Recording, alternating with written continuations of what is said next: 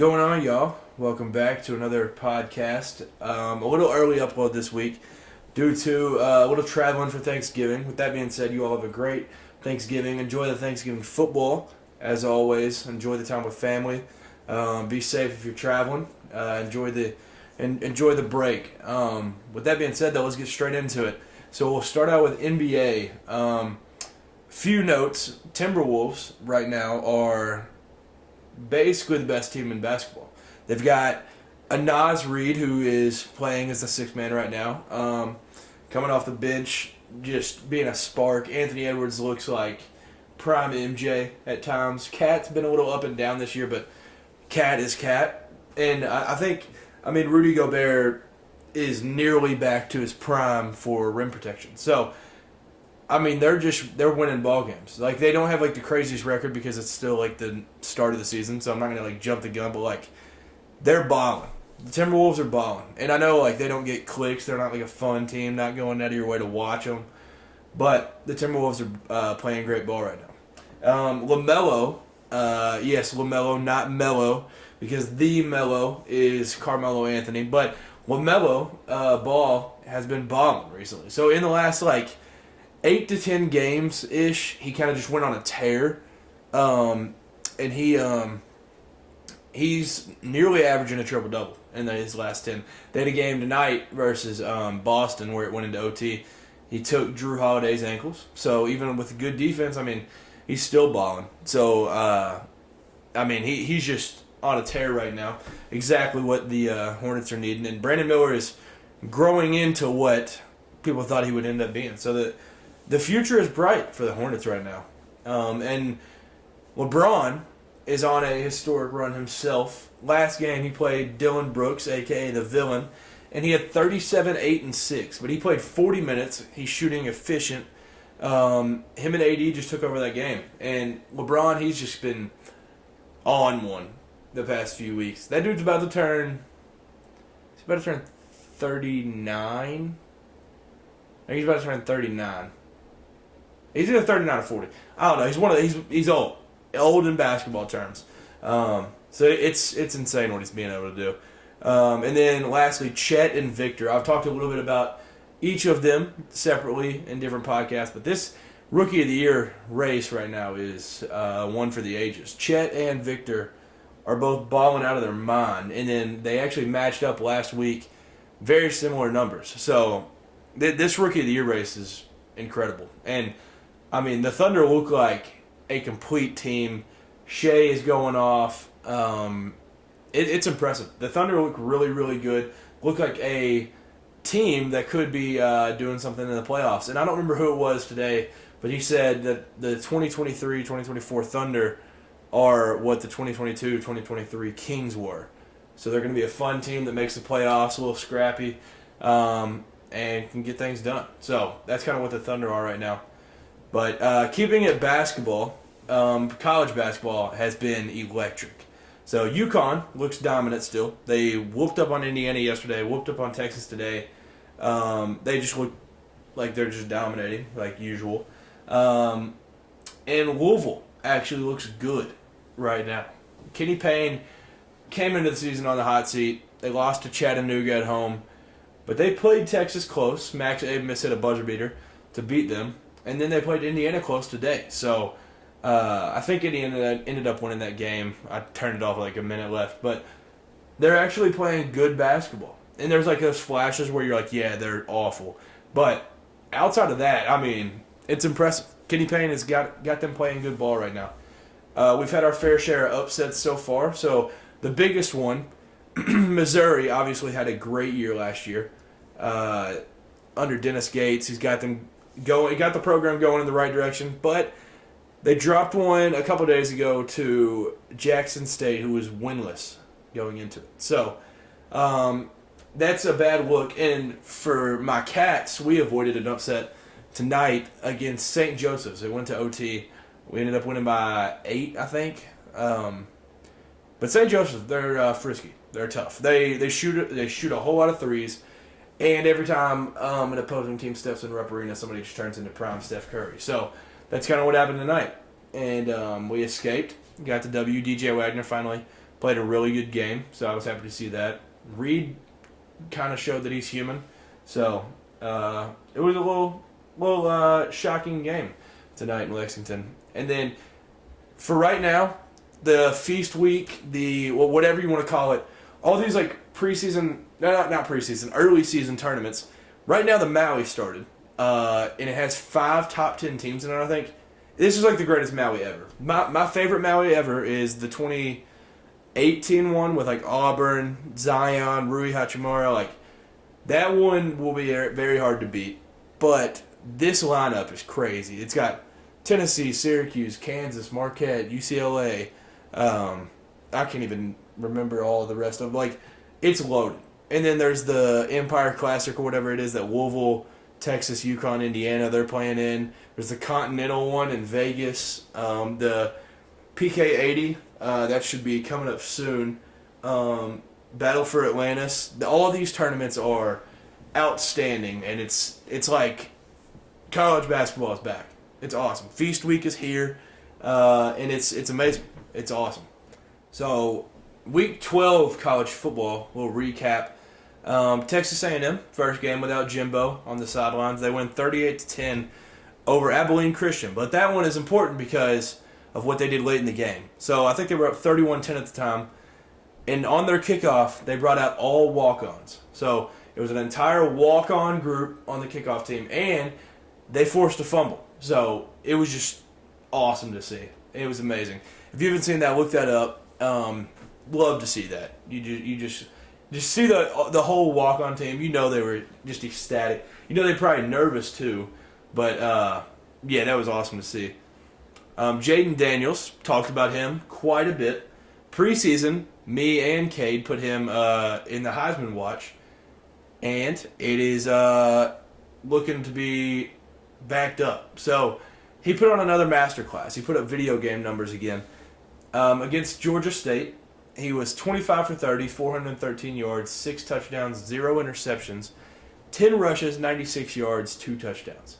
He joins Joe Burrow as the only SEC player to ever be responsible for 8 touchdowns in a single game. So, pretty elite company. And Jayden Daniels is only the second player in SEC history with 3,000 passing yards and 1,000 rushing yards in a season, joining Johnny Manziel in 2012. So, that's good company because that guy, so that Joe Burrow won and that Johnny Manziel guy also won Heisman. And then Jayden Daniels also right now has a better passing efficiency and averages more total yards per game than any Heisman winner ever. That's a trophy that's been around a long time. And what he's doing is unheard of. The record, yeah, they have 3 losses. I don't care. Give the trophy to who it belongs to, and that is Jayden Daniels. Jayden Daniels deserves this trophy. If he doesn't get it, then I guess it's a team award because it's unreal. He can't play defense also. Like, it's the defense. That's the reason they lost to Ole Miss. I mean, the Alabama game, it's whatever. But, yeah, he can't play defense. The Florida State game, that's not him. Like, it's crazy what he's been able to do this year. And I think Malik Neighbors needs more hype, too, because there's all this talk of Marvin Harrison, Luther Burden, these different guys. Malik Neighbors is putting on a clinic this season. So, I think he needs some more love as well as Jayden Daniels' main weapon. We had Battle for the Victory Bell, or Crosstown Rivalry, the USC-UCLA game. Caleb Williams' last game in college, probably, unless he takes his name out of the draft because he doesn't go to whatever team he wants to. Whatever happens. Probably his last game, though. And before this, everybody was saying Chip Kelly's kind of coaching for his job. If they got blown out, Chip Kelly's getting fired. And he put on a clinic. So Chip Kelly gets the Bruins a dominating win over USC in the Coliseum, 38-20. It wasn't even that close, though. It was a absolute, just a great game overall. Ethan Garbers was starting for UCLA. So they've started 3 quarterbacks this year and still putting up 38 on USC. That just puts into perspective how bad that defense is. And Dan Mullen had a nice little take after the game. He said, "Are we sure that they have the right coach on the hot seat in L.A.?" He's calling for Lincoln Riley's job. Part of that might be Dan Mullen just pressed because he's not a head coach anymore. Part of it, he's got a little backup to it. I think, Lincoln Riley's got to hire a defensive coordinator. Obviously, they're going to be able to put up points on nearly any team. But they're going to have to be able to stop somebody. So they have Malachi Nelson coming in. They'll have Zachariah Branch back. They'll get these crazy recruits. They'll be able to score on offense. They're going to have to stop somebody on defense, especially going to the Big Ten next year. It's just going to be a tough scene if they're not stopping anybody.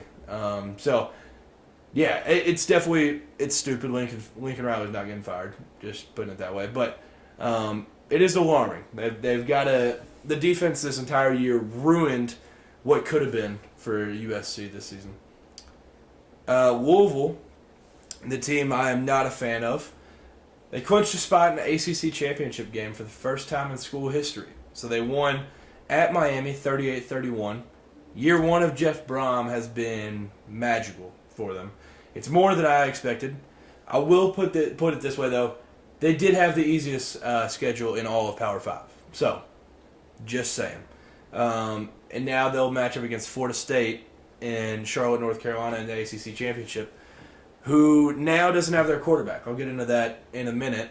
But Michigan now gets their 1,000th win in program history, the first program to ever reach 1,000 wins.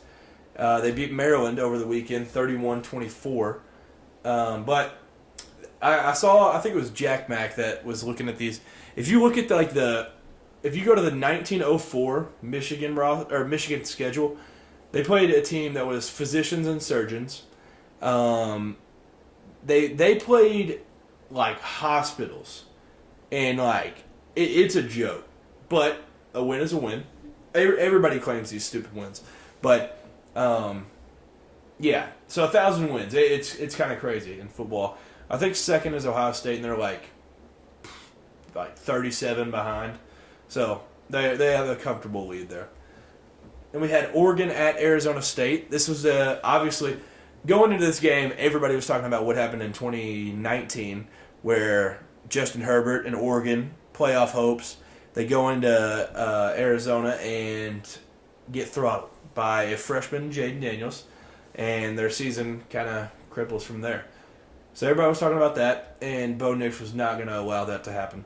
In the first half, he was 22 for 27, 381 yards, 6 touchdowns, 0 interceptions. And they led 42-0 at half. They ended up winning 49-13. So just dominance from the Ducks in that one. New Mexico State upsets Auburn on the Plains 31-10. It was the first ever win for New Mexico State over an SEC team. Auburn was a 25-point favorite going into it, and the best part of any upset, you get to hear how much the losing team ended up paying to lose. Auburn paid $1.8 million to lose that game. It's insane. They just spent a bag to get whooped on their home field. Stop me if you've heard this before. Iowa football hit the under. So Iowa versus Illinois, the over-under was 30.5.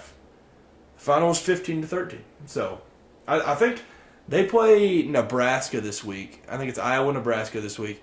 The over-under, I think, is 26.5. So it's the new record. So this Iowa team has just shattered records this year for the over-unders. And I mentioned earlier, Florida State losing their quarterback, Jordan Travis. Gruesome, terrible leg injury, ankle, whatever it was, against North Alabama. And, man, I love that dude. I hate to see an injury no matter who it is. Like, whether it's a rival, no matter who it is. I hate to see that to Jordan Travis. After all of this, it's like his entire career led up to this, and then it just ended by an injury. It's sad. But Florida State was able to get it done against North Alabama after being down 13-0. They went 58-13. Tate Rodemaker, he came in, went 13 for 23, 217 yards, 2 touchdowns. But I just don't know. I'll get into who Florida State plays this week, but I'm not sure if this Florida State team without Jordan Travis has enough to get it done. I don't know. I don't think they're They actually dropped in the playoff rankings, or in the AP poll rankings, because I'm shooting this early, to 5. So they were 4, dropped to 5. But yeah, it's scary. It's tough. I think Trey Benson's going to have to do a whole lot more if they want to keep the season going how it's been trajected this whole up until this point. But it's just terrible. I hate that. So prayers for Jordan Travis and his recovery. Obviously, end of his college career with that. So definitely just prayers for him. And then the last one before we get to the main games of the week, Florida played at number 9 Missouri. And Florida played well. Missouri ended up winning 33-31. There were 6 lead changes in the second half alone.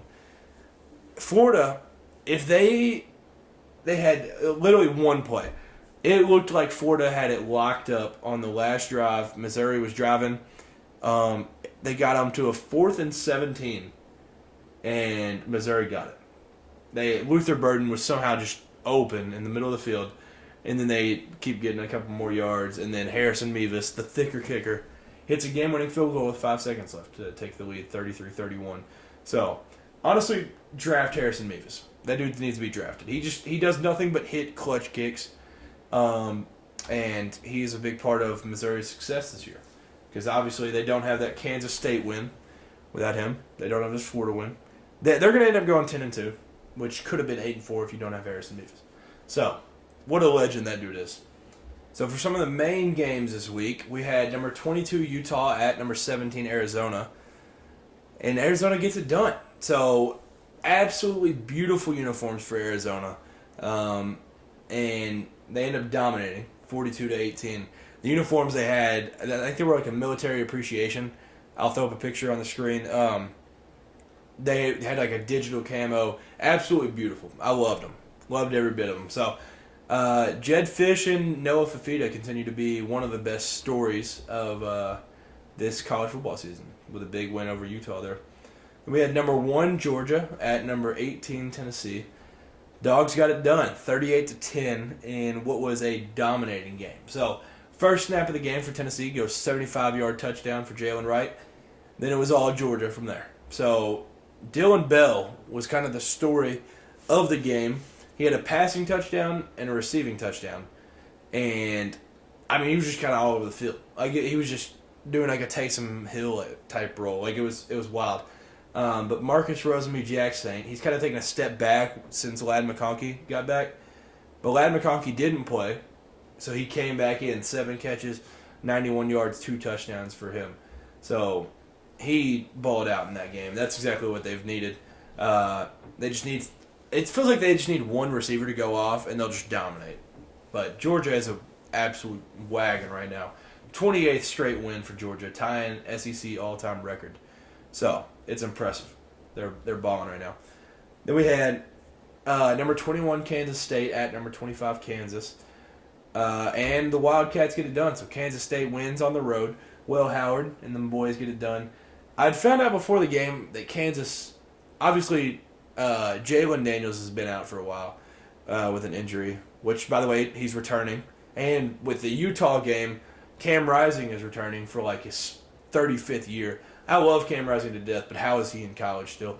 But, so yeah, Cam Rising and Jayden Daniels both returning to their respective schools this next year. But Jason Bean, I had found out, somebody said he wasn't going to start, or he wasn't going to play. Then he was going to start, and then he wasn't going to play, and they ended up playing. So I was so confused. I ended up just taking Kansas State, but it was just a bizarre game. And yeah, the Wildcats got it done, 31-27 on the road. And we had number 5 Washington at number 11 Oregon State. I thought Oregon State could get it done in Corvallis. Crazy atmosphere. But the Huskies win 22-20, which was enough to get them up to number 4 in the AP poll. So I think that's how the playoff rankings will probably be when this releases. The playoff rankings will come out tonight. But impressive win. It just felt like every time they needed something, the defense would step up, the offense would get to clicking, like something crazy would happen. and they were able to get it done. So it was an impressive win, definitely enough to get them up to number 4. Then we had College Game Day, App State at James Madison, in a game where James Madison was a 10-point favorite. I had James Madison big, but the Mountaineers win 26-23 in overtime. And honestly, James Madison was getting killed early. They were down quick. But what a game. It was an electric game. Awesome environment. So many people at College Game Day. I think it was like a record for people at College Game Day. The crowd was in it. Beautiful uniforms. It brought everything except for a W for James Madison. So the undefeated season, the national championship season is out.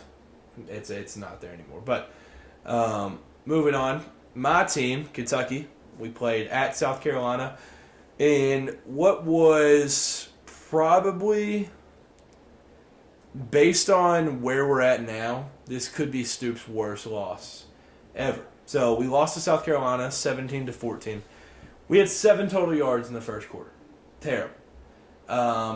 First quarter and fourth quarter were both absolutely awful for us. The only light in the game, really, was Deion Walker. He had 9 tackles, 8 solo. He had 1 sack and 2 tackles for loss.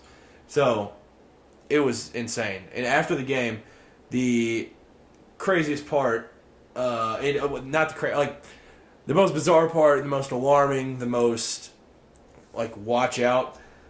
Devin Key, who is Dane Key's brother, starting receiver for Kentucky, he said, "Free 6," talking about his brother. Very similar to Trayvon Diggs saying 14, got to get out of there. It's just it's a bad look. And then what was even worse was Ray Davis, our running back, his dad, tweeted, "One of the best running backs in the country with 12 carries." Crazy. I completely agree. I have no clue why he got 12. We ran DSK, Ramon Jefferson, just as much as we ran Ray Davis. Those dudes are elite. Those dudes are very good running backs. Ray Davis is like a top 5 to 10 running back in the country. There's no reason he should have 12 snaps. And then one of his best plays of the entire game came on one of those 12 carries, runs up the middle, spin move, touchdown. He's insane. He's so good. There's no reason he should ever have 12 touches in a game. He should have minimum 17 if you're going to run other running backs. But honestly, more than that, it's bad. So I don't really know where the season it's definitely disappointing. We've lost so many more games than what we were projected. But we do play the Dirty Birds, the team down 64 this week. So there's a chance to end it on a high note. But if we lose that one, we go 6-6, and Stoops is probably on the hot seat. I don't know if it's hot, but it's warm. We'll just put it that way. His buyout is crazy, so it probably won't end up happening. But it's just crazy to think we're at this point where 2 years ago today, we were sitting at 8 wins, looking to go 9-3 in the regular season. It's tough, but this is for the first time since 2013, which was Mark Stoops' first season at Kentucky. We went 0-3 versus Tennessee, Missouri, and South Carolina. So unfamiliar territory, and just all around bad. The game ended on a fumble, and the final play was exactly a representation of the season. So it was bad. It was really, really bad. So NFL Week 11 recap. I just put a few of the games on here. Cowboys beat Panthers 33-10. Couple notes for why this game is important. Tony Pollard scored his first touchdown since Week 1, so it took long enough. And Deron Bland has now tied the NFL single-season record for pick sixes in the season. So he's had 4 pick sixes this season. Like I said, tying an NFL record. It's ridiculous that it's crazy.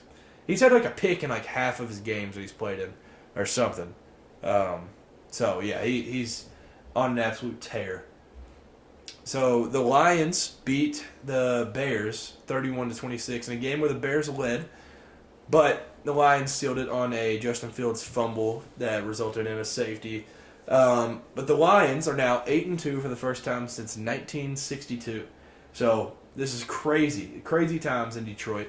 But the most interesting thing from this game had 3 sets of brothers. So it had Lions wide receiver Amon-Ra St. Brown with Bears wide receiver Equanimeous St. Brown, Lions offensive tackle Penei Sewell, Bears linebacker Noah Sewell, Lions DN Romeo Okwara, and Julian Okwara. So both Lions DNs.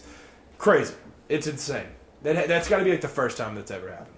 There's no way. I mean, maybe in like 1940, but like nothing even really counts before like 1970. So it's kind of wild. The Giants beat the Commanders 31-19. Terrible loss for the Commanders. But Tommy Tom. So Tommy DeVito, 18 for 26, 246 yards, 3 touchdowns, 0 interceptions. And he did the like classic Italian thing after his touchdown. Greatest celebration of the season. That was awesome. He still lives with his parents. That's sick. He's just easy to root for. Like Tommy DeVito, like he's definitely like not gonna be on an NFL roster for a very long time, but he will forever have this to talk about. The game where he leads the Giants to a win. So, what a game for Tommy DeVito. And then Monday Night Football. It's going on right now. Shooting this early this week. Like I said, traveling. Both defenses elite. Obviously going into it. And this game, both defenses showed out. Weather was a little bit of an issue, but despite that, the Eagles only had 1 sack on the Chiefs. I think the entire game. But the Eagles are now 9-1 for the 5th time since 1966. They just won this one, 21-17. There's the final knee. It's tough to win in Arrowhead. So now they've lost 2 in Arrowhead this year, the Lions and the Eagles. So, I don't know. Tough look for the Chiefs. Week 13 college football. So, rivalry week. So this week is going to be absolutely electric. So I think the Egg Bowl is Thursday, so on Thanksgiving. Number 12, Ole Miss at Mississippi State. Mississippi State needs to win to make bowl eligibility, but I'm taking Ole Miss. Hotty toddy, 34-10 in this one. Then we have the Governor's Cup. Kentucky at number 9, Louisville. I'm actually taking the Cats. So I'm taking Kentucky 27-20 in what would be... All right, so we won 2018, 19, 20, 21, 22, 23 now. So it'd be a 6-game win streak against Louisville if we were to win this one. I'm really looking forward to this game. This game's going to be awesome. It's noon kickoff, so that Louisville crowd isn't going to be absolutely insane. So hopefully we can pull that one out and finish the year 7-5 and maybe win the bowl game, go 8-5. But that's the most optimistic view, obviously. Then we have the game, the biggest game of the week. It's literally the biggest game every year for the past, 5 years probably, since Auburn was good and the Auburn-Alabama game mattered. But, so the game, number 2, Ohio State, at number 3, Michigan. But before we get to that, shout out to Blake Corum. For the 3rd straight year, he's using his NIL money to donate 600 turkeys to those in need for Thanksgiving.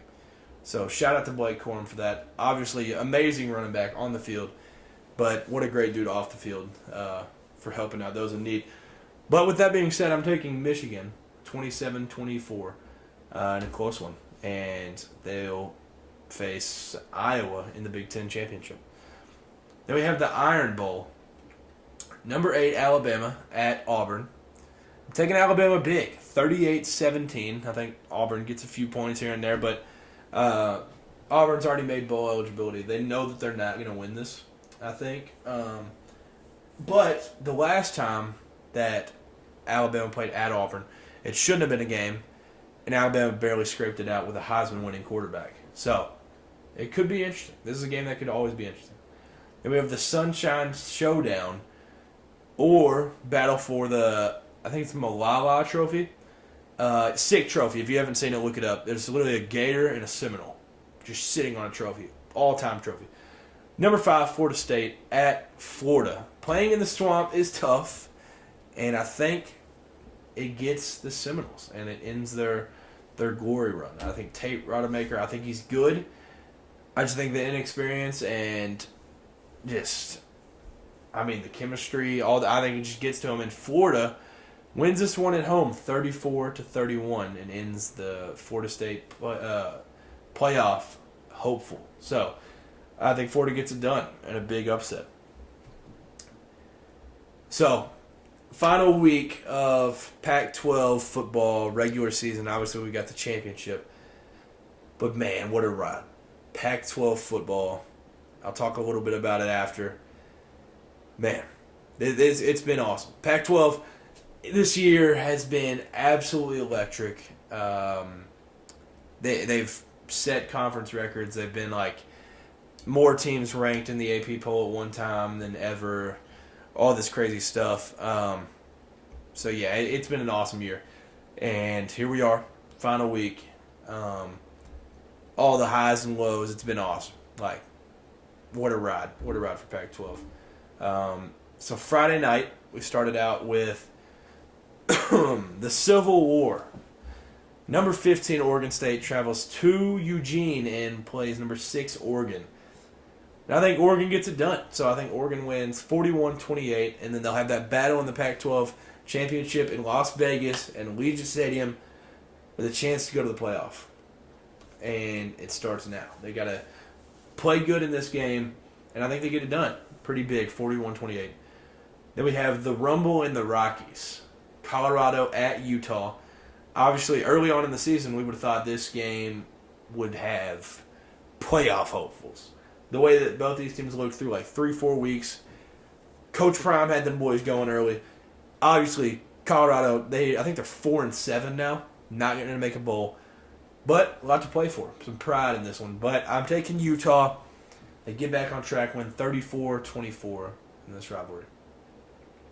We got the duel in the desert. Number 16, Arizona at Arizona State. I'm taking Arizona big. They complete the season. I think this will have them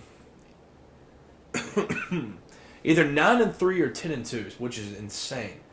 I mentioned they hadn't even made a bowl since 2017.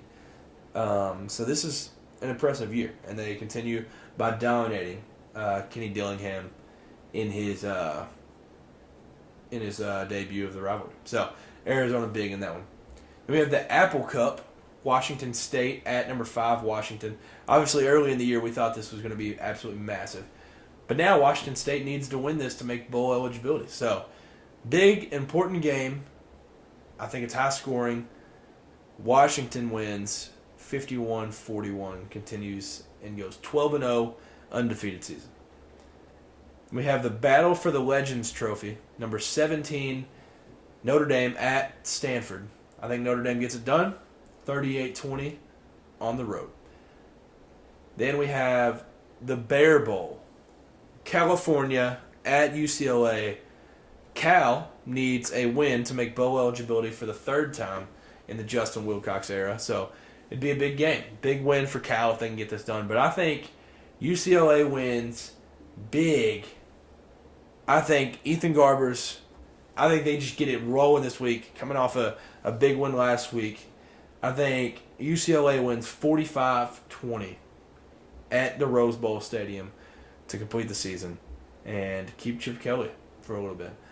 So, like I mentioned, the Pac-12, what a ride. Man, it's sad to see it go. I'm still considering going to the Pac-12 championship. It's a really strong consideration. I might be in attendance. It's been in the works. It might be happening. So, more with that soon. I might make a video out of that if I do go out to Las Vegas for the Pac-12 championship. But, man, what a ride. So, this is a conference that I think it was the Pac-8 is what it started with in 1959. And then 1979 became the Pac-10. And then in 2011, bringing Utah and Colorado in, became the Pac-12. And, man, the Pac-12 After Dark made me who I am. Pac-12 After Dark, that was the reason that I was able to stay up late as a kid till 2 in the morning on a Saturday night when I got church in the next morning. I was able to stay up and watch these iconic games. Seeing Oregon in the late 2000s, early 2010s, just captured every dude under the age of like 30 just because of the flashiness of the uniforms. There's just so many good memories. What a ride with this conference. Like, I know it sounds crazy. It sounds like I'm talking about like people dying. But this conference, like, outside of the SEC, this is by far my favorite conference to watch in football. Like, this was such a good conference. Obviously, there's more to come because we still don't know what's happening with, Oregon State and Washington State. So, we'll see where they end up. But the rest of them have all decided where they're headed. Obviously, Stanford and Cal going to the ACC. Utah, Utah, Colorado, Arizona State, all going to the Big 12. Then Washington, Oregon, USC, UCLA, all headed to the Big 10. So they'll all split up. There's maybe a chance that these teams never even play each other again. I don't know what happens with the Rose Bowl. Like, I don't know how these bowl games are going to change and stuff. But, man, what a ride it was for the Pac-12, the Conference of Champions. I know it gets annoying hearing Bill Walton say it all the time. Conference of Champions, whatever. They truthfully have won in the big picture of all sports. They have won the most championships, so they technically are the Conference of Champions. We'll give them that crown for now. But man, what a ride! I mean, I wasn't old enough to see the Thunder and Lightning in the mid 2000s for USC, but the stories of it, like the USC Texas championship, there's so many memories. Like Josh Rosen being the biggest bust ever out of UCLA, like you can't beat it. It's been awesome. The Pac-12 has been a blast. I feel like I got to go to the Pac-12 championship. I feel like I need to. If I should go, leave a comment. It's been in the talk, so it should be Oregon, Washington, which will make it an absolute banger to go out on. But man, so long for the Conference of Champions after this week. So it's kind of sad. Obviously, we still have them in basketball and we have baseball, so I will be cherishing every bit of that. Speaking of Pac-12 basketball, UCLA just tipped off against Marquette in the Maui Classic, so that'll be electric. But, yeah, what a ride. Pac-12 After Dark, you can't beat it. That was... that's like... I have so many memories growing up watching Pac-12 After Dark. From as early as I can remember until literally every weekend this season I watched Pac-12 After Dark till 2:30 or 3 whenever they go off. Like, it's been awesome. It's been a great ride. Thank you for everything, Pac-12. I wish it didn't have to end, but it does, sadly. So, bittersweet. It'll be cool because we'll get the matchups of like Oregon, Ohio State on the regular, like a Washington, Michigan. That's gonna be sick, but it's just it's tough. But thank you, Pac-12. It's been awesome. So yeah, I guess that will just about do it. Like I said in the beginning, have a great Thanksgiving. Have a great time with family. Enjoy the food. Safe travels for any of those that are traveling. Thank you for tuning in to yet again another podcast. Leave comments. Leave a like. Go check out the TikTok. Go check out the Instagram. Post pretty frequently over there. So thank you once again. Have a great rest of the week. Stay safe and peace.